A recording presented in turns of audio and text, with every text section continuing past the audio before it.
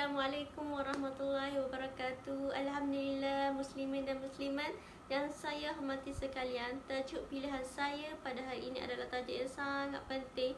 Tajuk yang berkait dengan kehidupan harian dan hari akhirat. Tajuk adalah sebelum terlambat, iaitu taubat. Setiap tindakan yang melanggar perintah Allah Subhanahu Wa Taala akan dituliskan dosa. Bagi menghapuskan dosa, maka agama Islam mensyariatkan taubat. Taubat ni menjadi kaedah utama dalam proses penyucian jiwa dalam ajaran Islam bagi mewujudkan hubungan antara manusia dengan Tuhan. Firman Allah Subhanahu Wa Taala dalam surah Al-Maidah ayat 39, فَمَنْ تَابَ مِنْ بَعْدِ ظُلْمِهِ وَأَصْلَحَ فَإِنَّ اللَّهَ يَتُوبُ عَلَيْهِ إِنَّ اللَّهَ غَفُورٌ رَحِيمٌ. Yang bermaksud, maka sesiapa yang bertaubat sesudah ia melakukan kejahatan itu dan memperbaiki diri, maka sesungguhnya Allah menerima taubatnya. Sesungguhnya Allah itu Maha Pengampun lagi Maha Penyayang. Apabila kita menyebut perkataan taubat, memanglah sesuatu yang mudah dan senang. Akan tetapi, adakah ia mencukupi hanya menyebut tanpa melakukannya? Sebelum itu, kita haruslah memahami apa itu yang dimaksudkan dengan taubat. Taubat dari sudut bahasa ialah berasal dari bahasa Arab taba yatubu tauban taubatan mataban, yang membawa erti kembali dari maksiat kepada taat. Secara istilah, artinya ialah kembali kepada Allah yang Maha Pengampun dan Maha Penyayang, menyerah diri padanya dengan hati penuh penyesalan yang sungguh-sungguh, yakni kesal, sedih, susah serta rasa tidak patut atas dosa-dosa yang pernah kita dilakukan sehingga menangis. Hati terasa pecah-pecah bila mengingati dosa-dosa yang dilakukan itu. Memohon agar Allah yang Maha Pengampun akan menerima taubat kita.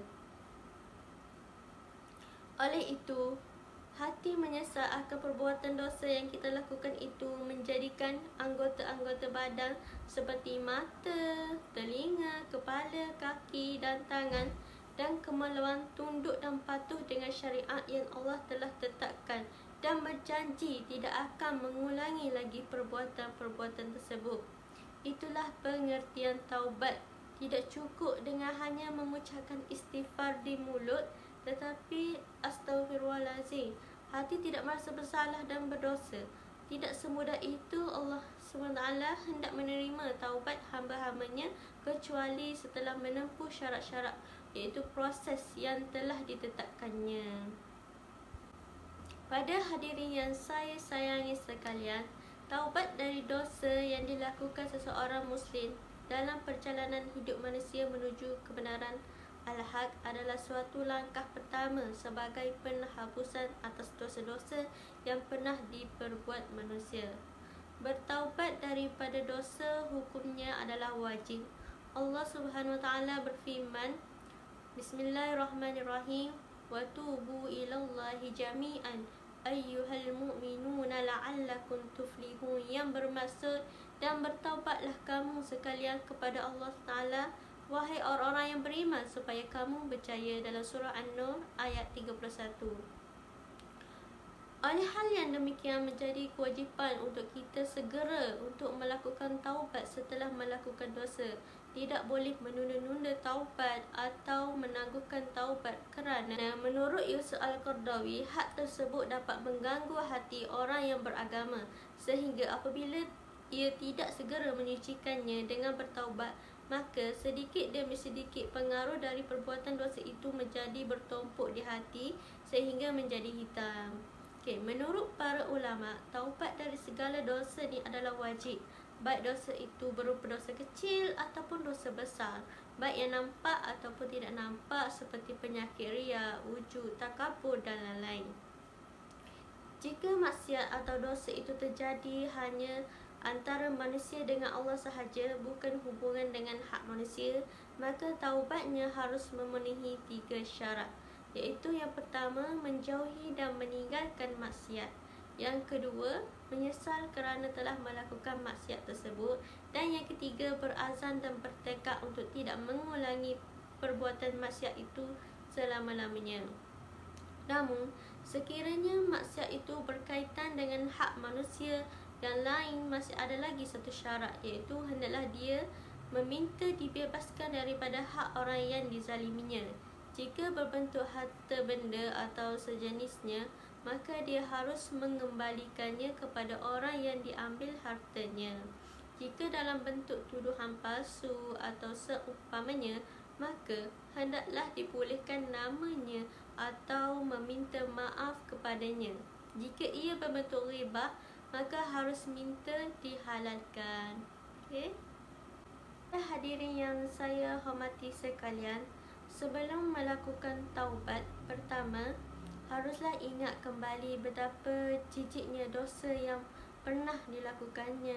Kedua, perlulah ingat kembali betapa dahsyatnya siksa Allah SWT, betapa pedih murka dan kebencian Allah SWT.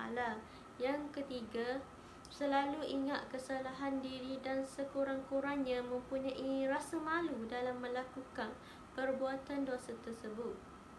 Ketahuilah wahai saudara-saudari, pintu taubat itu sentiasa terbuka bagi orang yang mahu bertaubat, tidak kira sebesar mana pun dosa yang kita pernah lakukan, kerana Allah Subhanahu Wa Taala ni sangat suka dan cinta kepada hamba-Nya yang bertaubat. Bilakah waktu taubat yang paling sesuai? Taubat ni boleh dilakukan bila-bila masa sahaja, akan tetapi yang lebih afdal adalah waktu di tengah malam, di mana ketika itu sunyi dan tenang. Sebagai penutup, kita haruslah bertaubat dengan segera sebelum terlambat. Hal ini kerana kematian itu sangat hampir dengan kita tanpa kita sedar. Kita haruslah sentiasa ingat, walaupun sebesar mana pun dosa yang pernah kita lakukan, pasti Allah Ta'ala akan mengampuni dosa-dosa kita yang lalu. Hal ini kerana Allah Ta'ala sangat suka dan cinta kepada hamba-Nya yang pernah melakukan dosa lalu bertaubat kepadanya. Oleh itu, kita haruslah sentiasa bertaubat kepada Allah walaupun berbanyak kali. Yakinlah dengannya setiap kebaikan pasti akan ada ganjaran syurga di akhirat kelak. Amin. Wallahu a'lam.